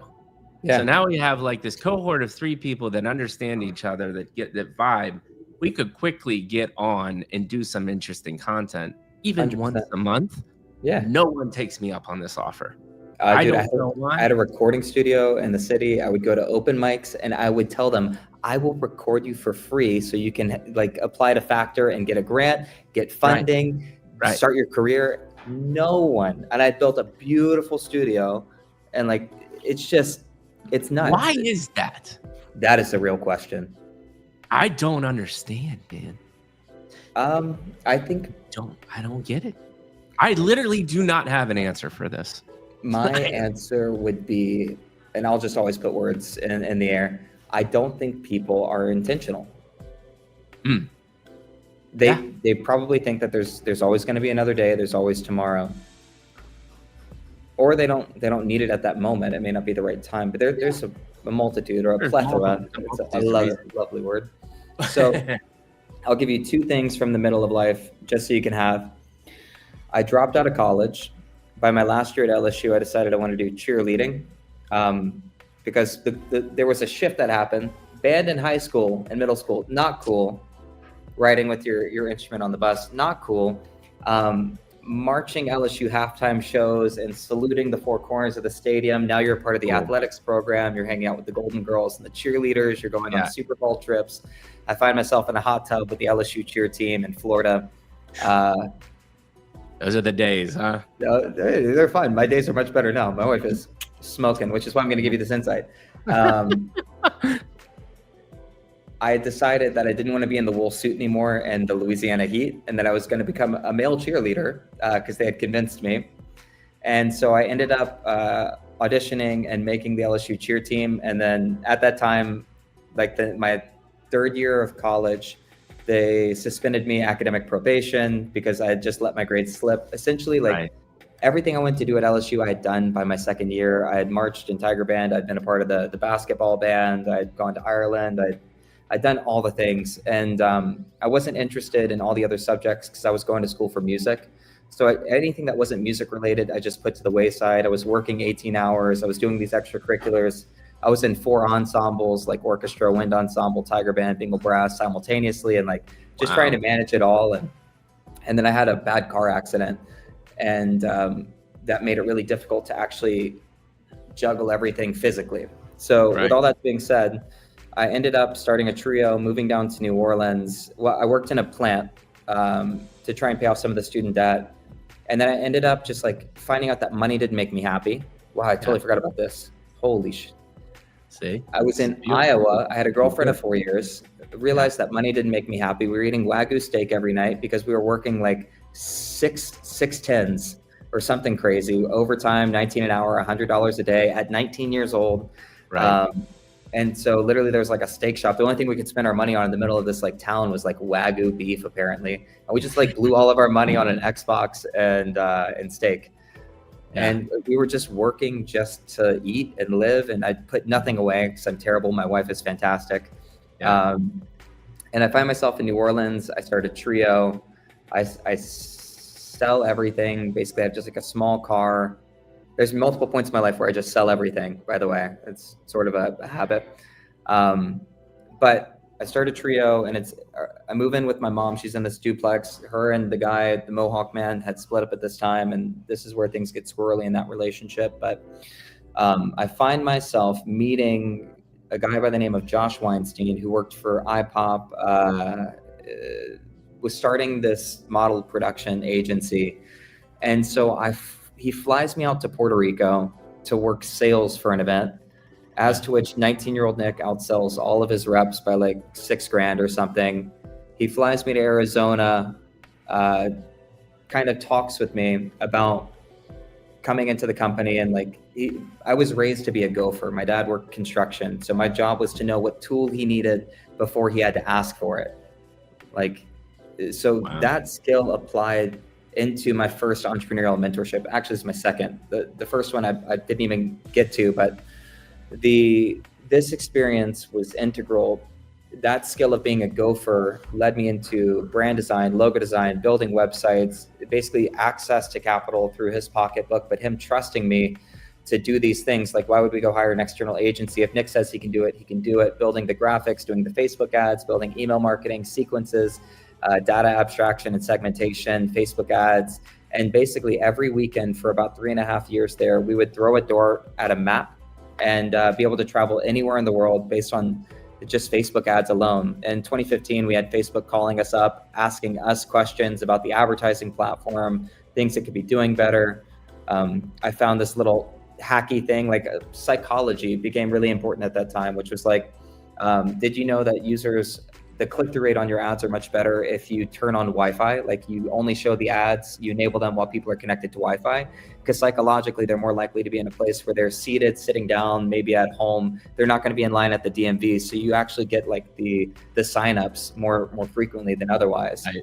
So just little things like that, man. And that job allowed me to travel across the world. Went to all 50 states, Alaska, Hawaii. I sat at a desk like this and had conversations with people every weekend about, I would stand up and do a seminar. Then I would be a casting director behind the desk and interview people one-on-one. And then once a quarter, we would put on a runway show in Los Angeles and we would travel every weekend with celebrities from America's Next Top Model. And for about 3.5 years there, from like 19 to 23, my math is a little boggly. I went from college dropout to basically being seen as an object for these people from across the table. Yeah. Like a pathway, a stepping stone to their branch of reality that they wanted to exist. And I became very adept at like reading people at this point in my life, because after 3 years of having like 300 conversations a weekend, one-on-one, you learn how to read people's intentions and expressions. The runway shows were interesting. And by all accounts and by all means, I was a god, you know? Right. And ideologically, at that time at 19, when I left that company, it was the biggest ego death that I had experienced, because I had gone from being this God figure to these people. And I'm talking about just like people my age, like some sort of, and I have to also caveat this with like, imagine being 19 years old. This is the first time I've moved away from my family. Yeah, I'm basically being not groomed, but like I've been taken under the wing by this guy, this business person. He's helped me establish my life in Arizona, but all access to community, brothers, family, friends, high school, everyone. I just had this big communal experience at LSU gets cut off, and I had to choose between business success and community. And I saw this as an opportunity to get one step closer to the music industry, albeit my rationale was like, I don't know much about the actual industry being from where I'm from, but the fashion industry has to be like at least closer than working at a plant. Right. And so I end up taking this role, and I am flying every weekend from Friday to Monday. And then I'm in the office Tuesday to Friday. And this is where I start getting my first habits around health, around working out, and this core foundation gets built. But simultaneously, as a 19-year-old kid, I'm not meeting people and forming friendships and forming community, because the only people I'm meeting are the people I'm meeting ephemerally on a weekend who want to use you to get somewhere. And then when I'm back home on the weeks, home speculatively, I'm only encountering 60-year-old retired businessmen at the Lifetime Fitness and other entrepreneurs. And I'm forming these like connections or relationships, but none of them are deep or meaningful and even like romantically meaningful, because any connection there seems to be an attempt to use you to get to somewhere. And that was like my weak point at that age of like 21, 20. And so all that to say, I did end up meeting my wife through this whole process. We did a show in Calgary. It was about 6 years later that our passing ships finally like aligned and the time was right for everything. And there's a whole other story there with like, I'm US, she's Canadian, immigration, Trump, deportation, being in Canada, selling everything, living in our car during COVID, which started the RV journey. But we're gonna definitely have to have a part two. It's just definitely gonna have to part two. It's just been a really crazy journey, but that kicked off my business journey, because what that experience exposed to me, there was a moment I was sending emails in Hawaii to the casting participants of the next day, and by this time I had numbers in my head. I could tell you how many people signed up, how many people responded to the email, like the RSVP, how many people would show up on casting day, how many of those would actually convert into a sale. Like I started seeing things as funnels and numbers, and it fundamentally changed the way that I viewed the world, because data at scale makes you realize that like in that particular point in time, people were the product of industry. The subscription models weren't super big yet. Everything was free, but everybody was like, people were essentially things that could be bought and sold in aggregate. And it was really kind of dark and disgusting. And so there was a lot of dark, disgusting moments inside of that industry and inside of that experience that led me to moving back home and finding God. And then I said to myself, the takeaway was like, if I'm going to be a part of the entertainment industry, I need a partner, because it's not good to be alone. It's not good to go alone. And so even at home, like after that whole experience, jet setting, coming home and moving back in with mom was like ego death, like instantly humbling. There you go. And there was a certain point where I was like, who would want to marry a guy like me anyways? But around this experience, I met a guy by the name of Daniel at church. He was working at a sofa store and had traded a Forex account from $500 to over $1 million in a year. Wow. He introduced me to Forex. Around this time, I'm working at a flower shop in Rouse's. Even though I have all these skills in digital advertising, I'm trying to share them through a venture called Storm Creative with the BNI, like the local businesses of my hometown, trying to just share knowledge and offer them as services. Daniel shows me Forex. I take an interest. I start looking at charts. I become a technical analyst for an alpha group in 2021. And this is my first paid entry into the space. By 2 months later, I've started my first project, raised $165,000 at a $3.3 million valuation. And then by the next month, I've hired 60 contractors across the globe. I'm waking up at 4 a.m, typing in Brazilian to build out the UX. The guys, like, it's just nuts. It was a really, really beautiful experience. And I should say, like, 2017, I'm watching CryptoKitties, blockchain explained at 5 levels. I get an email for the dark forest. I'm crypto curious and aware. I see Ethereum at $6. Like all these things, like I didn't buy in. I didn't have any money. I was working at a flower shop, but 2019, 2020, 2021 were like these formative entry points into like diving into the space. That's amazing, dude. Oh my gosh, we could talk for 100 hours. I've got about 10 to 15 However, are you more going to wrap this up, Mickey? I I gotta go too.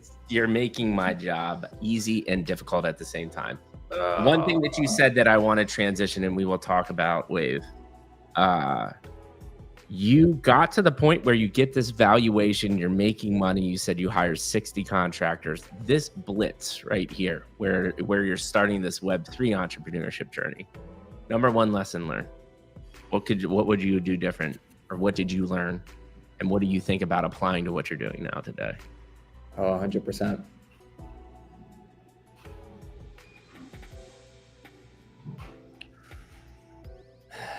It doesn't pay to be idealistic. Tell me more about that. Everybody has the best of intentions at this time in the space. We have Bored Ape Yacht Club, Doodles, and a lot of projects launching with the promise of future utility. So I had made it my mission to go out and find the capital and be different from everybody else and say, I'm going to build this and give it as an offering to the community. The problem with that is if you're never going and seeding capital and making sure that your operational treasury and your reserves are in place, if you don't have the cash flow to pay people, then production stops. It comes to a grinding halt at a certain point. If your business isn't cash flowing, and this is that allusion to the Apollo conversation earlier, business is a road trip. And if you want to make it from New York to San Francisco, you're going to have to put gas in the car along the way. And you're going to see so many different things that you get to share with your community. And maybe you make a detour here, or you go into Mississauga or whatever. I don't know. You know what I'm saying? But like, you need to make sure that you have these periodic checkpoints where you're looking at the health of your business financially to make sure that here's San Francisco, our idealistic vision, and we're starting in New York. And not only do we have the idealism to make it there, but financially, we're going to be able to carry this community across the boundary line. Yeah. And look, I could send you a link today of that project, and everyone who sees it 4 years later is like, this is the best thing I've seen in the space. And we did things that were unprecedented for our time. We put out a landing page, and X number of 1,000 people flew into the Discord, and we faced our series of challenges with people going back to work and the online culture shifting significantly post-COVID, and the downturn and the bubble popping and all the things. But we missed windows for launches due to things not being perfect. And I think that's a big transition in what we're doing in Wave. We made a lot of decisions in that company based out of fear. Like, we shouldn't have a token, because a lot of projects didn't have tokens back then, because it's a way of conflating the value of the project with a number. And if price goes down, people FUD. That was our view back then in 2020, 2021. Whereas today, we were approached with virtuals, and we're doing a launch on the 30th. And to me, I'm like, I think it's early. I think it's too early to be launching a token of any kind. But simultaneously, like, I also have this other voice on my shoulder saying, yeah, but like, you need to be okay with things being where they are in this moment. You're not Apple after building 60 years. You're not, like, you got to start somewhere, and you have to also allow these people in. Right? That's vulnerability. That's what it is. You have to allow people to be a part of this journey. Being a part of the journey doesn't mean just being like some voice in a Telegram channel. It means allowing them to incur some of that risk with you. It means giving them, like, we have a Genesis sale coming up later today, real utility benefit in trying to create all the flywheels of incentives for people, and with every intention that it pays off for them, while simultaneously making sure that the coffers are full to get to the end of the road. But that token with virtuals, if done correctly, should act as like, here's where we are today. And 6 months from now, look at what we've built and evaluate the company based on that valuation. And then when the platform goes live and it's the native token trading and has revenue and cash flow, the price will be indicative of where it is then. But my value isn't tied to a number. Like, the value of our company isn't tied to a number. And I think that you see this in some of the charts like Pengu as well, or Anime. Like, there's a different thing there where you give people a bunch of tokens for nothing, nothing, like they're early investors, but there was no transaction of value to get the tokens. And so you see a sell-off, but then you also see a resurgence because people love the IP and the brand. Yeah. Yeah, So and I'm a firm believer of a token, a function of what you're producing. I'll go back to Think is always a great example in the sense that their tokenization and economy is geared towards incubating open source companies, allowing the community to be a part of these companies. So the token has a purpose and a meaning. It is not just, hey, we're building a token because it's part of our future economy ideas. Like, that's just not good enough for me anymore. No. Beautiful, man. Beautiful. There's just so many good insights. So let's do this in the transition. I'll give you current. I like to always start with, so Wave, if you were to describe it in your elevator pitch, 2 minutes or less, what are you doing? Okay. Wave is an app that rewards people for listening to music without changing the way that they listen to music. Meaning that by staking your Spotify or your DSP, which is Apple Music, Amazon, wherever you listen to music, you come to our platform, sign in with your Spotify, go about your normal day-to-day, listen to music wherever you encounter it. And if so ever you choose to come back into our native platform, you see nice and tasty rewards waiting for you. Love it. So phase one, sorry to tag this, I just want to make sure this is clear. Are you familiar with Grass.io? You guys were telling me about it. I don't know much about it. I am aware that it exists, but I don't know much about it. Our elevator pitch is that we're Grass.io for music streaming. And I think that succinctly showcases where our intention is placed in phase one. What Grass did well is that they were able to amass 3 million users over about 18 months. And their product works whether or not you're in Web3. So one of the best pieces of feedback we got from the MVP launch was people sharing it with their wives and their friends who were not even in crypto. So our intention with phase one is to amass users to the tune of 2-3 million listening to music and allow those plays to power and curate something that we call a taste graph, which will become a fundamental element and powering the next generation of music discovery and helping us get to that blue sky vision at the beginning of this conversation, where artists are empowered and incentivized to write authentically and just worry about making great songs. Yes, and you see what we did here? This is the beauty of this conversation. Is now I understand you as a human being, I understand where your passions lie, I understand why you're doing what you're doing, because this is the biggest thing that people need to understand when they listen to this podcast or are researching a founder. If they are trying to pursue something that they do not have passion about or deeply ingrained in who they are as a human being, I don't think they're already the chips are already stacked against them. Now they're really stacked against you. But we just told your beautiful human story, and I understand why you're trying to do what you do. It makes total sense.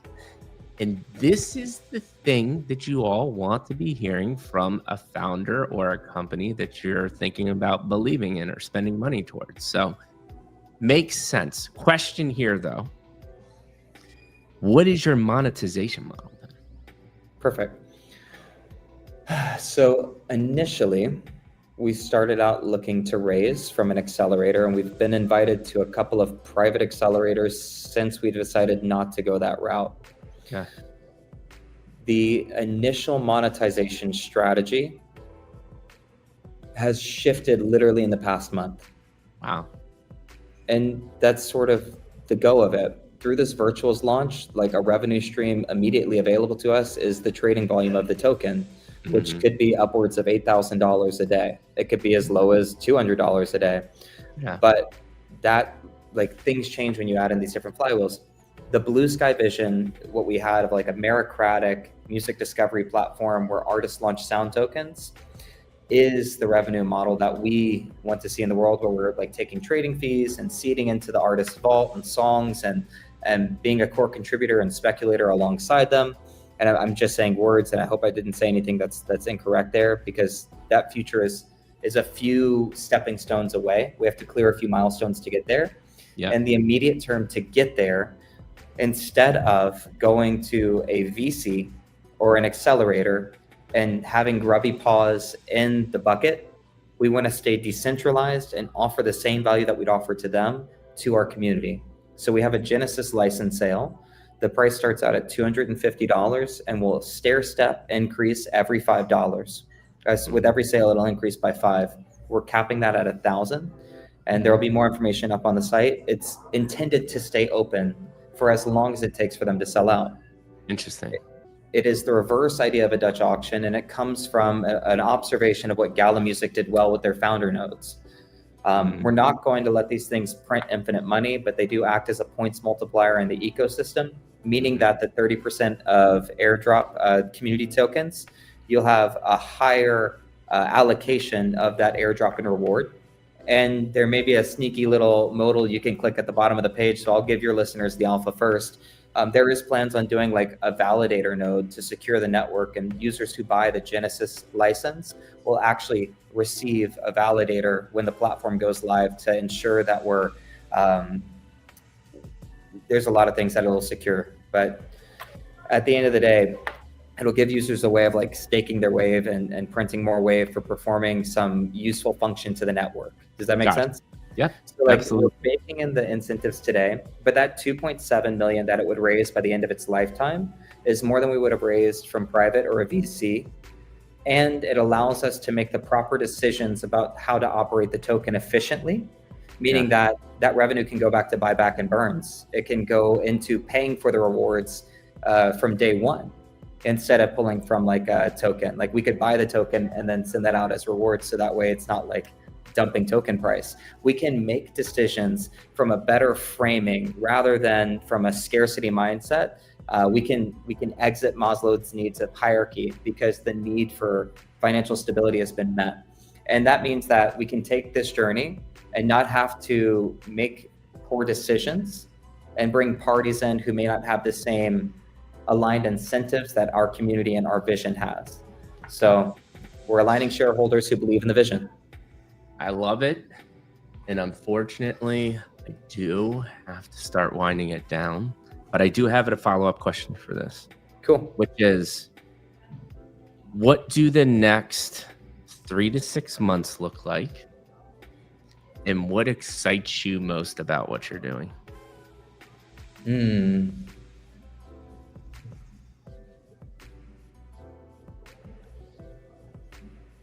All right, 3 to 6 months.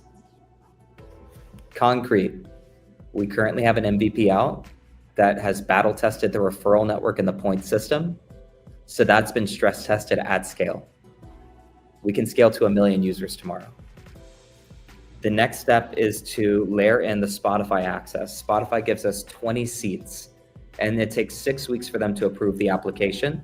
So we'll have a revolving door of the top 20 referrers or points holders battle testing that Spotify until we get access. So that's that stream to earn or listen to music and get rewarded. That's the legal way of putting that. AI, if you're going to cut that up, listen and earn rewards. So that's the initial. The immediate, on the 30th, we're launching the Virtuals Agent token. And I want you to imagine you have 3 million users or 100 users who are listening to hours and hours of audio a day. That agent's going to be integral in interpreting that taste graph and helping us transition from algorithmic music discovery to agentic music discovery. And it's also going to allow for us to create an agentic battle pass. And I'm sorry for these jargony buzzwords. I dislike them. Okay. But the truth is that you can now have that agent make missions for users based on the actions you want them to take, but where they are. It's like habit stacking. So maybe it's like, hey, send a message in community chat, share your favorite song in community chat, listen to a song today, check out this playlist. So we can have missions directly tied to what we're doing. But if you have a power user who's already listened to X number of music, maybe we challenge them to listen outside of their genre. Maybe we X, Y, or Z. The missions are custom tailored to them. So there's a revenue stream there with staking Wave to unlock the agentic missions, seasonal battle passes or seasonal multipliers on points, which are ephemeral, which is another revenue stream over the next 3 to 6 months. And this allows us to get to X number of users, a taste graph, and being able to curate a platform with a sustainable user base. By 3 to 6 months, we're now developing the agentic launchpad for songs. Yeah, love it. That's fantastic vision, but a big one as well too. Yeah. Listen, man, I could talk for another, I don't know how long, but I do have to wind it down. And this has just been an incredible conversation. So this is how we're going to wind it down. Actually, one last question I ask every guest. I'm going to give you my final comments. We're going to call it a day. And then when we hang up, give me a minute. We'll talk about next steps when we're offline, and we'll take it from there. And the last question here is, I don't know if you've been on a podcast. I don't know if you've had your own podcast. I'm sure you've been in spaces. You understand that whole thing. But if someone were to ask you what it was like to be on the Mikey G podcast experience, what would you say? It's a lot of fun. Yeah. Come on, you gotta give me a little more than I know. I'll give you some spice, bud. Let's see. What is it like to be on the Mikey G podcast? Informal, informative, and insightful. Ooh, I like that one. And it's got, what is that called? Alliteration? Yeah, right? That's the musician in me. That's the little writer in me. And that's exactly what I'm going for. And it was so cool, man. It was so cool to see. And you did it. Remember I told you, I was like, oh, you're going to have a couple sparks there. And you literally said one time, oh, I haven't thought about this in a while. Yeah. And you did that. And my thoughts about you are, I really will say, man, this is one of the most deep and reflective conversations that I've had in a long, long time. Not like I haven't had it on this podcast before, but you really, the intention showed through. That is the number one thing I want to reiterate for somebody that watches this or has watched this is you have grasped that by the horns, and it shows in how much you care, how thoughtful you are, and the dedication that you're putting to that thing in a moment in time. And I do think it's probably there's intention over a long period of time is my top indicator of a successful founder. And I know you're not going to give up, and I know you have intention, and that's it. I mean, that's all you need to do. And listen, I know you have grand aspirations with Wave, but it's not going to be perfect. It's going to go off in many directions. But as long as you do it with purpose, meaning you take care of your community and you're transparent about what you're doing, and like you said, intentional and present when the things you're doing, I think you're just going to be that fine. I think you're going to be okay. You've had a fascinating life that I so appreciate people like you too, because you've understood the power of adversity, going through the pressure cooker, coming out the other side, and using that as a touch point to better your life. What is pretty amazing to me too is I know a lot of this was reflective, but you did mention multiple times that at a younger age, you were starting to have this thoughts, and that's very rare. So I also want to give you props and pat yourself on the back and give yourself a big virtual hug from Mikey G and just yourself in general to be able to have that perspective. I know it wasn't easy, but you also have now solidified a mindset that I think no matter what you apply to is going to be incredibly fruitful. And it's proof that you're on this podcast. You know, it came from that, right? It came from, and we aligned. You have this energy, right? Like, I think there really is a reason we're talking today is because we both have had very different paths, but we also have the same energy, meaning, mission, and purpose. And you are doing it through your own way, which is so cool to see, which is we're both trying to make an impact to humanity in the world. You're doing it because of how important it is to connect to humans in a genuine way. We both literally actually have the same mission, but I'm doing it through a different format. You're doing it through music. I'm doing it through my podcast. And I think that's the nuance that people don't talk about enough is that you can do the same thing, but as long as you're doing it in your own way with your superpower and your nuance, what you're doing, it's okay. And it's going to be more fruitful if you do it that way. than try to duplicate someone or think that you're not good enough. Because as long as you put your heart into it with pure intention, you're going to be fine. And that is who you are as a human being. And I feel honored that I had 2 hours of my time to talk to you about your life story. And we have so much more. And I cannot wait to help you and Greg with all my heart and the power of my brand and the power of my skill set to help you guys out. Because I'm going to say this, man. I love you, dude. Love. So much love. Thank you, brother. Thank you for all your time. Go ahead. A succinct way to tag what you just said would be, it's not the message, but the messenger. Yes. There you go. So it is the messenger. In music, and I have to run because Greg's dinging me right now on the back end. We're supposed to be linking in a lineup for our AMA. So if you're around here, stick around for the AMA, come join the Telegram community, check it out. And a big shout out to everybody in the comments. Thank y'all so much for sticking around for 2 hours of us chatting. I see Cam said it was his first time listening. I've seen him in our community before, and he said he absolutely loved it, man. So this is really, really cool to see just the cross promotion and collaboration. But I want to leave off with this too. A thought that I had when I was building Metamon initially was that this space is blue sky right now. It's still in its infancy. And I think that a person's experiences up to this point lead them to make certain decisions, and that there's something that we're supposed to take from our personal life and bring into this space. And it's like making strawberry cucumber water. The business is the business, but when you add the person and the experience to it, that infusion makes something refreshing and new. So I just want to encourage people out there to step outside of themselves and to really go for it. I love it, man. That's a perfect way to end it. And with that being said, Mikey G and Nick, we love you all. Thank you so much for spending the time with us. Well over triple digit people watching us for over 2 hours. And I hope you got something beautiful and meaningful from this. We love you all, and we are out. Bye-bye. Everybody have a good